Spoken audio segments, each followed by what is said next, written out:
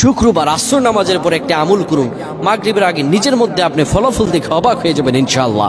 এটি হাজারো আলেমরা করে থাকেন, এটি নির্ভরযোগ্য একটি আমল। আপনি শুক্রবারে আমলটি করুন, নিজের মধ্যে ফলাফল দেখে আপনি অবাক হয়ে যাবেন। যত দোয়া করবেন আপনার সব দোয়া কবুল।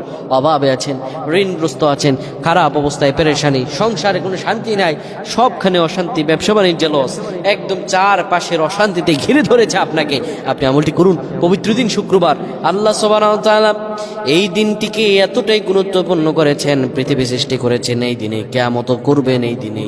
এই দিন সম্পর্কে পবিত্র কোরআনুল কারীমে 62 নম্বর সূরা আল্লাহ বলেন, ইয়া আইয়ুহাল্লাযীনা আমানু ইযা নুদিয়া লিস-সালাতি মিন ইয়াউমিল জুমআ, যখন তোমাদের জুমার আজানের জন্য ডাকা হয়, ফাসআউ ইলা যিকরিল্লাহি ওয়া দারুল বাই, আল্লাহর স্মরণে মসজিদে হাজির হয়ে যাও আর সব কেনাবেচা বন্ধ করে দাও। সুবহানাল্লাহ। এটা দিন দোয়া কবুলের দিন। এই শুক্রবার আপনি দোয়া করবেন, আপনি আসরের পরে